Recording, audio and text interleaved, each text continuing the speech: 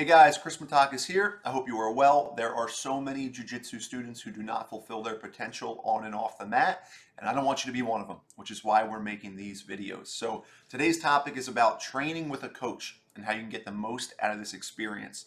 So stay with me because we're going to cover 3 different ideas that you can immediately apply to your training to get the most out of that experience. So if you are a white belt who is, feeling insecure, battling all the unknown and not feeling comfortable training with a senior student and not knowing what to do in that exchange, this video is for you. We had a student come to us who had watched a Jiu Jitsu video about the same idea, and I wanted to share my thoughts. So, first and foremost, I think we think of Jiu Jitsu the wrong way.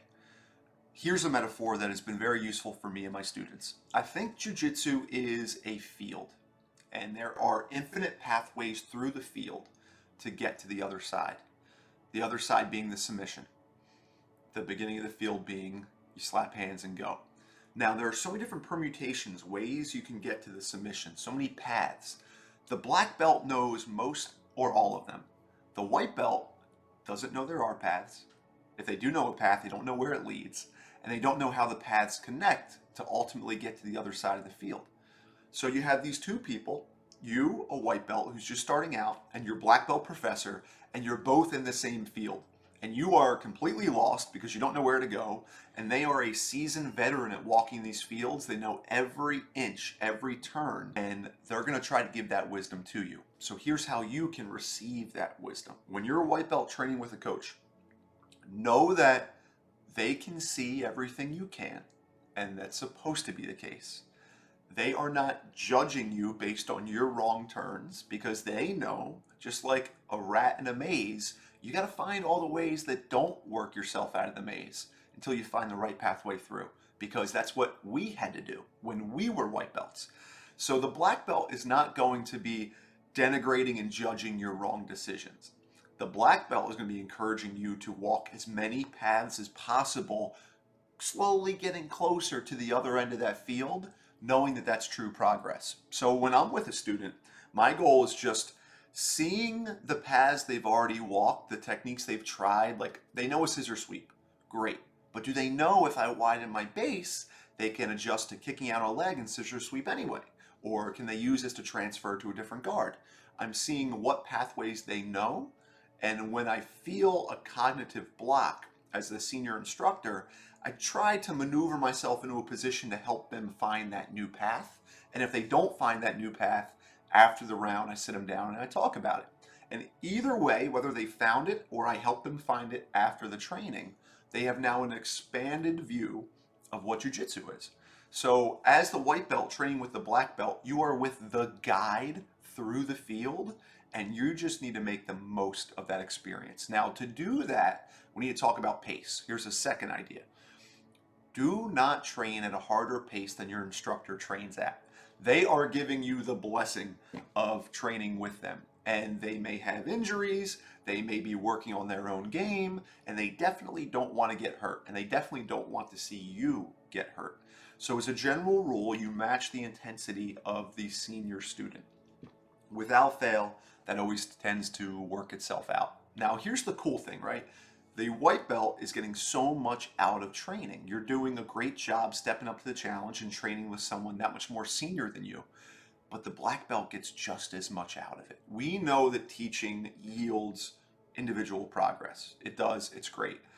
But I can tell you, as a black belt who will train with some of the newer students, the thing that I find most enjoyable is the play component of drilling, but the white belt doesn't know I'm drilling. And that may hold true for blue belts, purple, brown, and so on. Because when there's a big enough skill disparity, the senior student gets to practice and drill in a live setting, where the newer student just thinks we're doing randori and doesn't realize you're drilling a specific technique.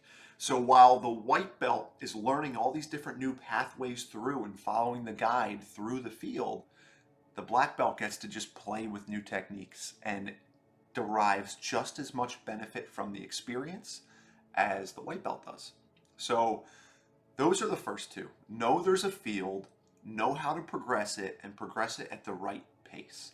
The third part now, and this is where I think we can all benefit from, is the internal dialogue of failure. and it's not failure, which is why this is worth describing. So for most people, when you're a white belt, the inner monologue is, I suck at jiu-jitsu, this isn't going well, why do I keep making mistakes, why do I keep failing? And that's a natural first response of your inner language and focus. But when you think about it, the cave you fear to enter holds the treasure that you seek. And maybe more specifically, if you want to be the master, you have to first play the role of the fool. We know that, but we don't like to do it. So Tony Robbins has this idea in seminars: when someone is confused, they celebrate it. They celebrate it. They're confused, ladies and gentlemen, because it means they're stretching their comfort zone. When someone has an internal dialogue in jiu-jitsu of, oh man, I'm terrible, I made another mistake, as their instructor, I am encouraged, because it means they're stretching their comfort zone, because the zone of proximal development is to be doing something that is hard enough that it challenges you, but just easy enough that you can do it if you do it properly, which means you're always walking that fine line of almost failing and generally succeeding. And if you do that long enough, you accrue as much talent as possible. So when I hear the inner monologues that are negative self-talk, that's just the first indication that you are in an environment which your habitual response to challenge may be that negative self-talk, but I'm more concerned about the environment. It means you put yourself in a position to learn and grow. And confidence comes from repeated successes, no matter how small. So if you just continue to grow and expand through jiu-jitsu, the inner monologue will change. The best of us, the ones that make the most progress from the beginning, adopt that growth mindset where it's not, oh, I made a mistake, I suck at jiu-jitsu. That's not the approach. It's, I made a mistake. That means I encountered something that I do not know, a skill I do not yet possess, which I could. And now I'm going to go explore this new domain, acquire that data, integrate it into my game, and I'm going to grow as a result of the mistake. I drew a line in the sand like 12 years ago. I will make every mistake in the world, but I will not make it more than once. And if you hold yourself to that standard, you progress at such a rapid rate. So in summary, if you are a white belt training with a black belt, you're in a field, you're just looking for the paths. They're going to help you find them.